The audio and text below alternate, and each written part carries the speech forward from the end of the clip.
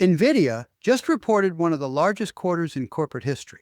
Revenue up 85%, data center revenue doubled, and the stock fell more than 4% for the week. AMD went the other way, gaining over 10%. Same 5 days, same market, opposite results. Inside the value-aligned portfolio, the gap was even sharper. The top holdings by year-to-date return were up almost 27%. At the bottom, holdings were down 24%. That split is the real story of the week. It tells you exactly what this market is paying for right now. This is the weekly market and value-aligned portfolio review for May 23, 2026. If we haven't met, I'm Burke's AI avatar. I deliver financial content for free, so you don't have to pay. David Berkowitz, the main guy at VAP Wealth Advisors, trained me with 40 years of his personal experience as a hedge fund trader, stock analyst, portfolio manager, and corporate finance consultant. You get all that knowledge while he's meeting with clients and researching quality companies. He reads every comment and writes every lesson. Here's the plan for the next few minutes. We will walk through the week's index and sector numbers, read the macro backdrop through the lenses of two respected analysts, then go holding by holding through the portfolio's best and worst performers and what they mean for a long-term investor. Start with the scoreboard. The S&P 500 ETF rose 2.7% on the week and sits up 9.6% for the year. The equal weight version of the S&P 500 gained 2.5%. Small caps, tracked by the Russell 2000 ETF, added 1.2% with the year at 16%. The NASDAQ 100 ETF rose just under 1% and leads the year with a 17% gain.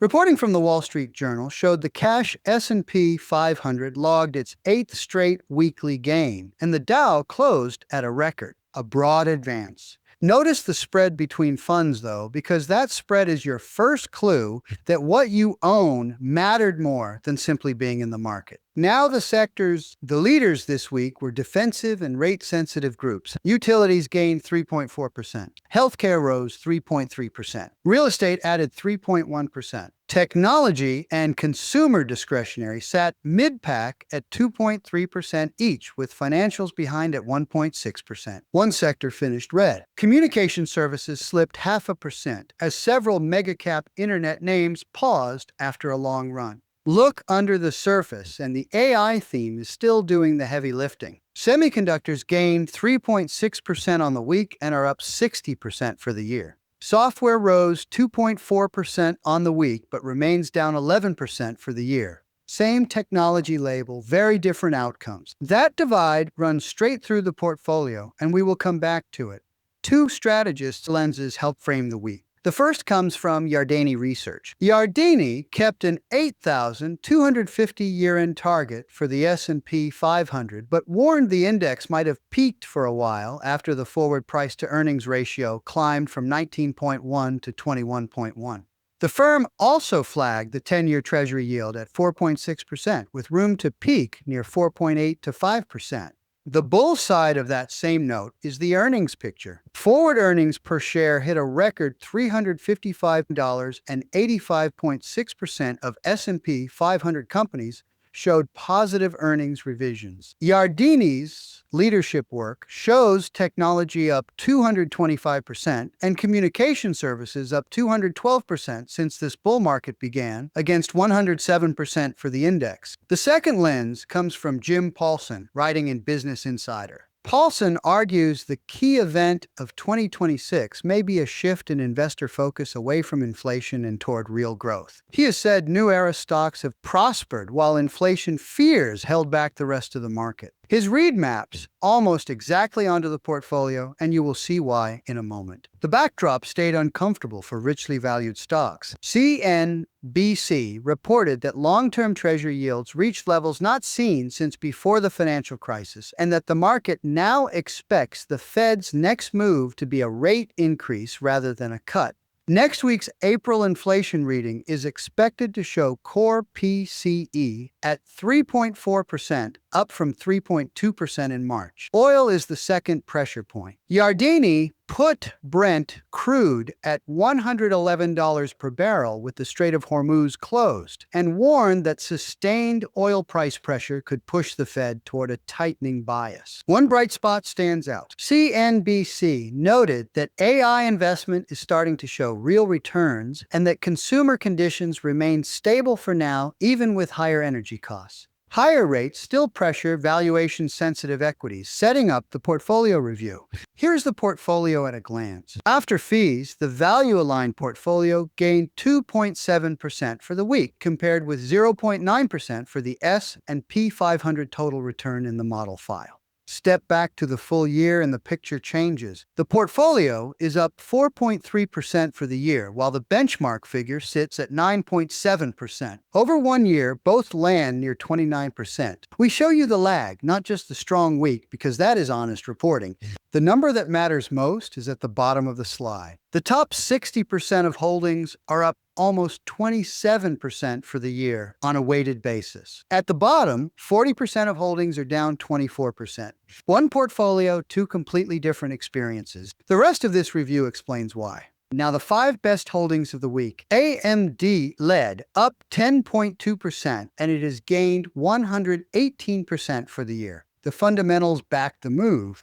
AMD reported first quarter revenue of $10.3 billion, with data center revenue of $5.775 billion, up 57%. The company also said Meta plans to deploy up to 6 gigawatts of AMD Instinct GPUs. CEO Lisa Su called the data center the primary driver of growth. Merck came next, up 9.9%, helped by a rebound in healthcare and progress in oncology. ASML rose 8.7%. NXP Semiconductors added 8.6%. Both ride the same chip current that lifted AMD. Inter Parfums rounded out the group at 7.5%. That one is the outlier here, a prestige fragrance business rather than an AI name, and it has remained down sharply over the past year. A short-term winner inside a longer recovery story. Quick break for the serious investors watching. If this portfolio split is starting to make sense, there is a companion video that goes deeper into the idea behind it. It breaks down why owning great businesses, run by management teams that think like owners, lowers your monitoring costs and lets you hold for years instead of weeks. The link is in the description and the pinned comment. Now, back to the review and the holdings that hurt. Now, the 5 that lagged, and the first one surprised people. Nvidia was the worst holding of the week, down 4.4%. CNBC reported that Nvidia's revenue rose 85% to $81.62 billion. Data center revenue doubled to $75.2 billion, and the company guided to $91 billion next quarter, above Wall Street's expectations. A client asked me this week why we would hold a stock that drops after a record quarter. Here's the answer. The results were excellent. Expectations going in were extreme. When a stock is priced for perfection, even a great quarter can disappoint. That is a lesson worth keeping. Alphabet fell 3.5% as mega-cap internet names cooled. KKR dropped 3% and is the portfolio's clearest example of a quality business punished by higher rates, down 26% for the year. Broadcom slipped 2.6% ahead of its June 3rd earnings report. Permian Resources eased 1.9% as energy prices gave back some of their strong year. None of these is broken. Each is simply out of favor right now. This slide is the heart of the review. The top 60% of the portfolio by yearly return is dominated by AI infrastructure, semiconductors, mega-cap platforms, and energy. AMD, ASML, NXP, Taiwan Semi, Nvidia, Broadcom, Amazon, Apple, and Microsoft all sit in that group. The market has paid up for visible growth tied to AI capacity and compute scarcity. Look at the bottom 40% and you see a roster of quality compounders. Copart, Ulta Beauty, S&P Global, Kinsale Capital, Thermo Fisher, Roper, LVMH, Salesforce, Accenture, and ServiceNow are all there. I was talking with a client recently who saw that bottom number and worried the portfolio was breaking. It is not. These are durable businesses with high returns on capital. They are rate sensitive, expectation sensitive, or simply out of the market's preferred lane today. The market has not rejected quality, It has rewarded one kind of quality, the visible AI-driven kind. That is a leadership pattern, not a verdict on these companies. Next week is short. U.S. markets are closed on Monday for Memorial Day. Earnings pick up Tuesday with AutoZone, then HP, Salesforce, Synopsys, and Agilent on Wednesday, and a heavy Thursday with Costco, Dell, NetApp, Autodesk, Hormel, and Dollar Tree. Thursday also carries the data load. Durable goods, the second estimate of first quarter GDP, jobless claims, personal income and spending, and the April PCE inflation reading all land that day. The stocks worth watching are Nvidia, AMD, Broadcom, Salesforce, AutoZone, Ulta, and the energy pair of FANG and Permian Resources. Nvidia will show whether investors treat the earnings dip as a buying chance. Salesforce and Ulta will help reveal whether the lagging quality group is starting to steady. Two paths lead into next week. The bull case is simple. Yields stop rising. The inflation reading comes in line or better. AI spending keeps turning into real revenue for real suppliers. In that case, semiconductors, quality software, and select cyclicals can keep climbing. The bear case starts with rates. A hotter inflation print would pressure longer duration stocks and could stretch the pullback in software, services, and luxury. Oil and Middle East risk is the second largest weight because energy inflation affects both consumers and Fed expectations. Both paths are live. That is exactly why the next point matters. Three things to carry out of this week. First, the portfolio had a strong week because it owned several of the market's preferred AI and semiconductor names.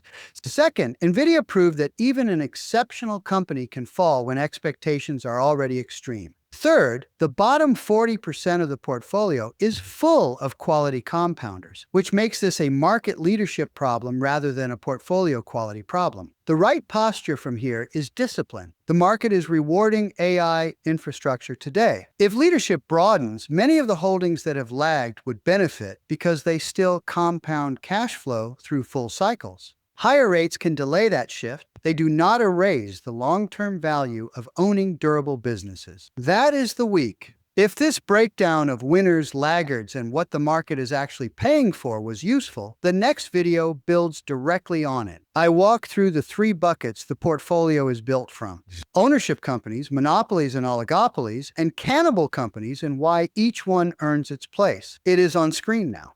Watch that one next, and I will see you in the next review.